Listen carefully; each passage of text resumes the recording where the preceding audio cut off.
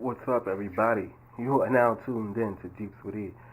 Um, First off, I want to take the time to thank everybody who subscribed thus far, and I look forward to putting up some more content. But this video is the introduction video. I just want to let guys know. I know I promised footage of me doing a tutorial of how to hook up that dual USB port with 12 volt outlet, but what happened was I messed up the video.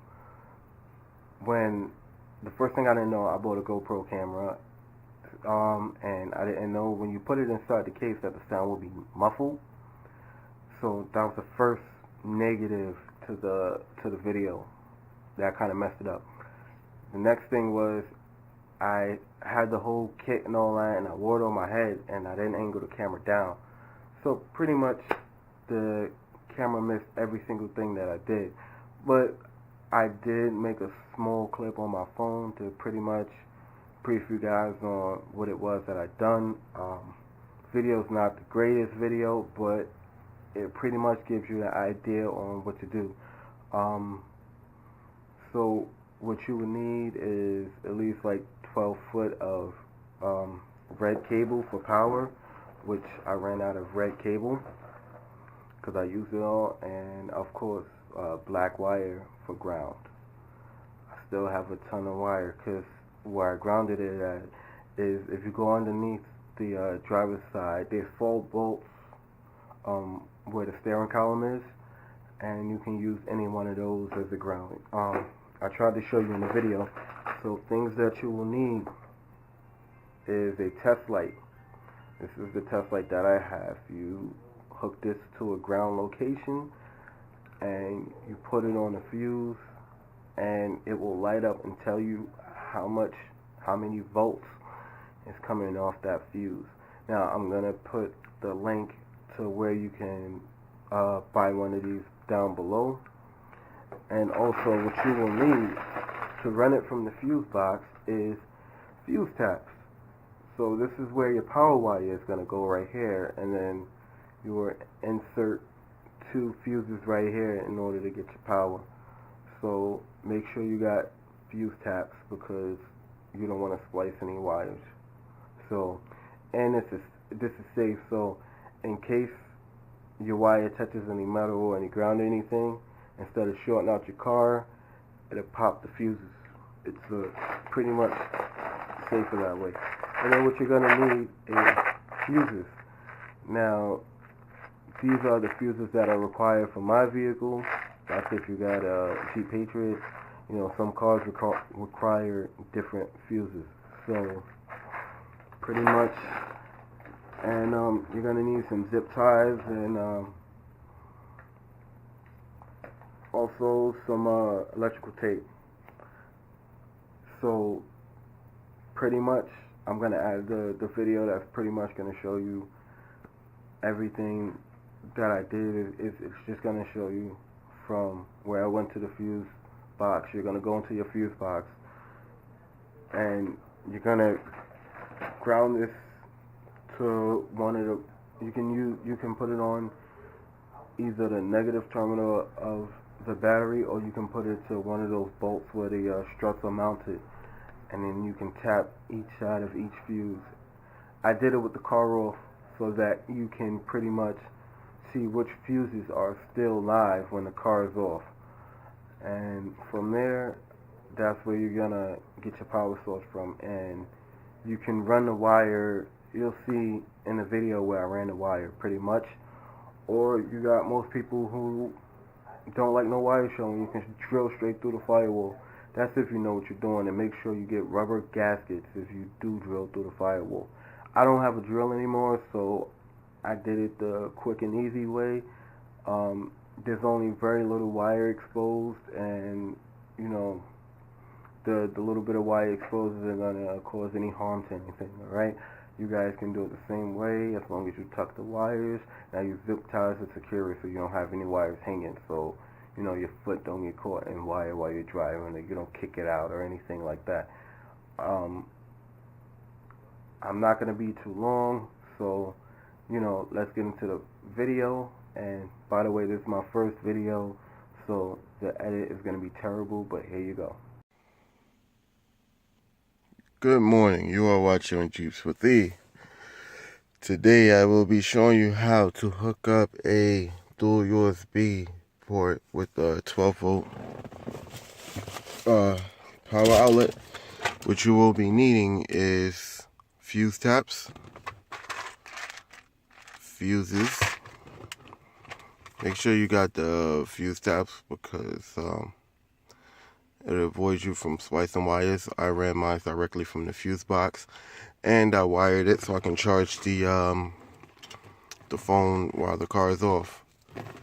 Now I had got 12 foot of red wire, which I'm completely out of, and black wire. The red wire is power, of course, and black wire is ground. Also, you need electrical tape.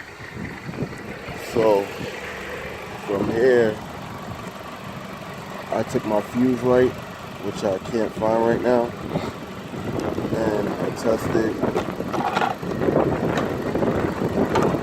every fuse in here. But I did it with the car off. So I ran it through here.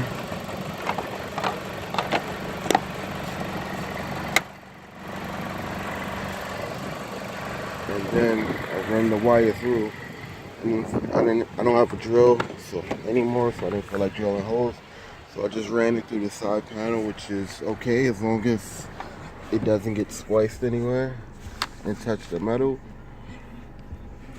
And then I tucked it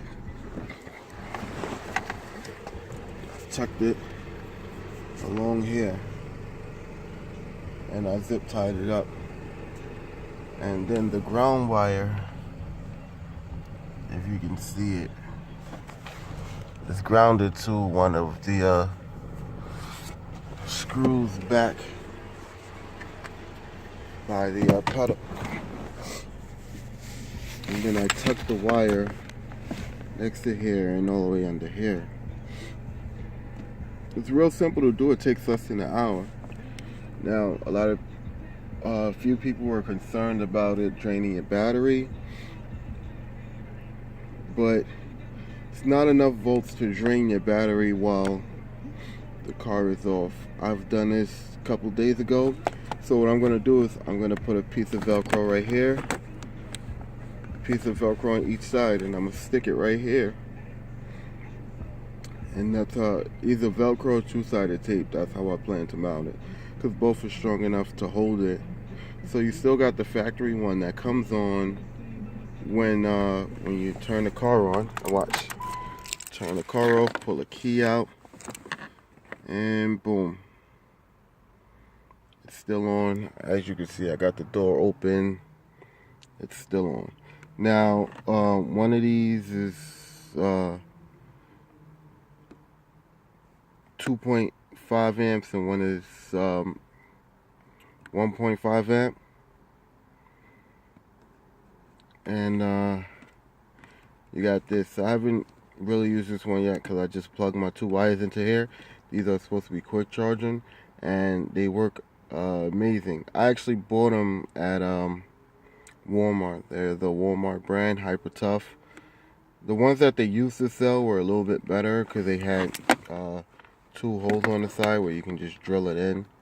But I'm gonna go get some two-sided tape from Walmart right now, and I'm gonna secure this. So remember, when you're doing this, see my car started right up, no problems. Make sure you tuck your wire. I tucked all the wire in the side panel. It's easy to stick your fingers up in here and tuck it. This is the only exposed wire, which what I will do is get wire insulator this week, and I will insulate all of this. Like I said, I ran directly to the fuse box with the fuse tap. Using a fuse tap and not splicing anything is one of the safer ways to wire something to your fuse box. I'm trying to do this with one hand. Yep. So I have it in here, which I probably got to squeeze this down tighter a little bit more. And I got two 15s in here because there was initially a 15 in here, and I pulled it out. But you also need a test light just to make sure to check how much amps you got coming out. I lost my test light the day that I did this. I misplaced it, so I gotta find where I put it. It's a little windy out today. But pretty much, that's how you're doing it. Make sure you keep, make sure all your wires aren't touching anything, or you don't want to short anything out. Which, like I said, it's as simple as you can run the wire through here, you know, and that worked out fine for me. I used to just drill through the firewall, but I don't have a drill anymore, so that's the way I decided on doing it. Okay, guys, now that you saw that video, pretty much, it's simple. Anybody can do it. You don't need anything special. That was just a brief video that I recorded yesterday. I will get a better vehicle on a better video on a better day when it's nice outside. So the vehicle that you saw that done on was my 2007 Jeep Patriot. That one right there is the 2.4 liter with the 4x4. That thing is great on gas. I just bought it. I got it 127,000 miles on it. So I got it for really, really cheap. I lucked up on that. It's really, really clean. So my next video is going to be either the brakes or the oxygen sensors. Most likely, I'm leaning more towards the brakes because I really need brakes. If I can afford to, I'll get the oxygen sensors done. And any videos that you guys want to see, anything that you want to see done, any videos that you want to request, if you need any advice on how to do anything, feel free to email me at jeepswithE@gmail.com. So that's my email. This whole YouTube thing is new to me, like I said. This is going to be my first video, my first edit, but I will be playing around with the software after I upload this video, and I'm going to learn. I'm going to get better with the editing, and since I made that mistake with my first video, I know moving forward how to approach you guys. So just be on the lookout for those future videos. Also, I do have a dash cam that I recently bought from Micro Center. Paid $30 for it, and it is great. So if you guys want to see some dash cam footage, let me know. I'll put some dash cam footage up, and I'll get back to you. Thank you again for subscribing, and you are watching Jeeps with E.